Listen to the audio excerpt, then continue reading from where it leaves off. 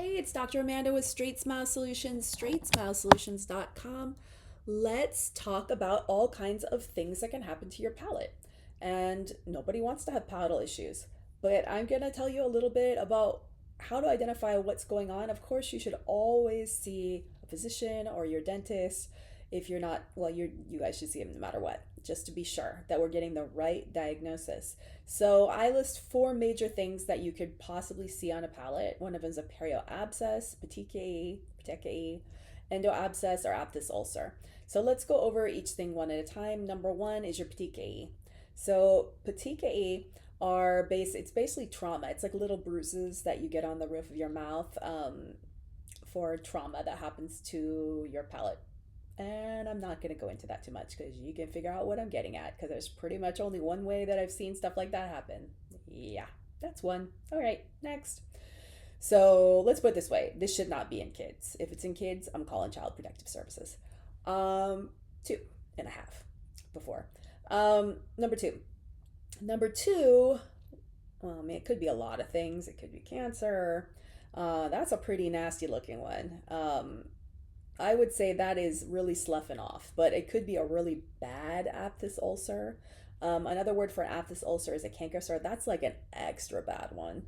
So I was going to say sometimes they just look like a little dot, but they usually look a little red around the outside. So certainly anything that's an ulcer is a major concern. And if it does not go away within a few days or at least start decreasing in size, I mean, you should definitely with ulcers. I have other content on aphthous ulcers or canker sores as well, but you got to really watch what you eat. Stay away from spicy, salty foods, hard foods, stuff like that, so they can heal. There's some ointments and saltwater rinses you can put on it. Stay away from Listerines and any type of mouthwash with alcohol. I don't like any type of mouthwash. The only thing you should be using is either a prescription mouthwash that your dentist gives you or warm salt water. But these can appear anywhere. On oral tissues. So it can hurt on the palate, the cheeks, the floor of the mouth. It does not appear on the gums. So you're not going to see a canker sore or an aphthous ulcer on the gums, like the front of the gums, like right around where the teeth are. So it should usually be on the palate, floor of the mouth.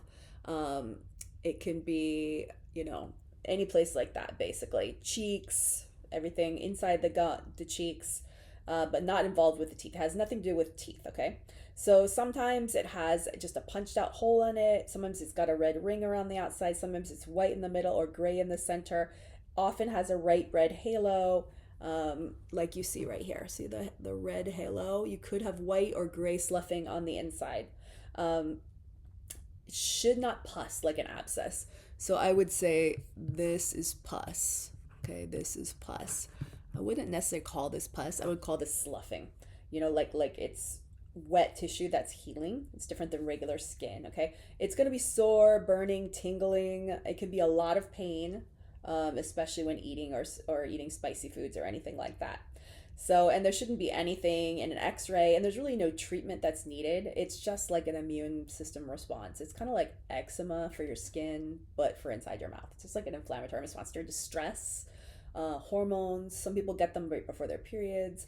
When you're really sick, you can get them, or like usually extra stress would be.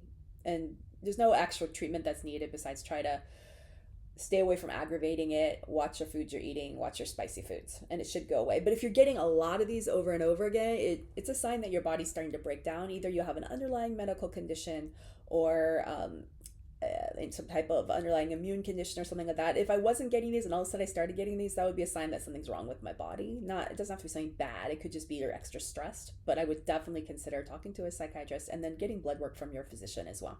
So, okay, let's move on. Number three, so for the abscesses, I'm kind of talking about the difference between an endo and a perio abscess, and you can't necessarily tell from the photos. So an endo abscess means inside the tooth. So that is a tooth is a living vital structure, right? Like no different than a plant. Well, I mean that's a plant, right? That's not an animal.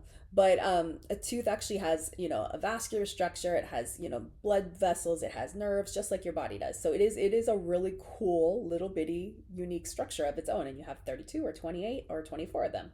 So your tooth is alive, but it can also die. And if one tooth dies, well, Either has to get pulled out or it has to be filled with an inert substance so that you can still use it. It just makes it more brittle and fragile, and you can't feel things with it anymore. It's just kind of like, it's like taxidermy, like stuffing a deer that you shot. It's a terrible analogy, but that's what a root canal essentially is. You're putting plastic and stuffing it so that you could still use it for another 5, 10, 20 years instead of having to get an implant or having a missing tooth.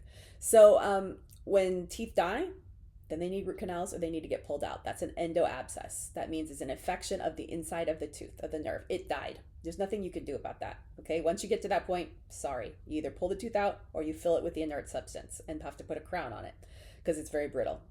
Your teeth don't have to die. I had one tooth die and I never even had a cavity or anything wrong with it. I don't know why it died. It just died. Sometimes they do when you get older. Okay, so that's your endo abscess. There's also a perio abscess. A perio abscess is infection of the gums that hold the tooth in its socket. Yeah, even those gums can get infections. Lots of things can get infections, right? So usually a perio abscess looks a little bit more like this, and an endo abscess usually is a little more like a drainy little punchy hole, but you can see it all different ways. I've seen that like that and that like that. The only way you're going to know the difference is you're going to vitality test on the tooth to see if it's alive.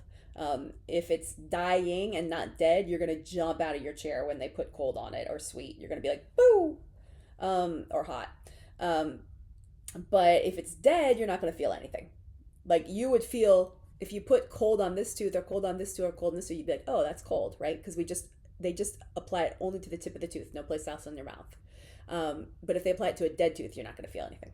So that is what an endo abscess. A perio abscess is an infection of the gums that hold the tooth in place, and a perio abscess can still devitalize a tooth over in long term, but more than likely it's just going to make a tooth wiggle and fall out and not be stable and be loose and just not last long term. So it's going to die a different way. It's just going to fall out, right? So that's not good. So these are all not things we want, all things you can see on the roof of your mouth.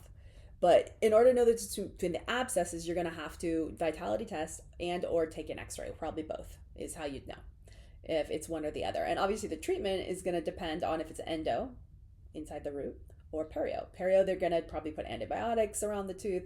They might give you systemic antibiotics. They're going to clean all the bacteria out, everything like that.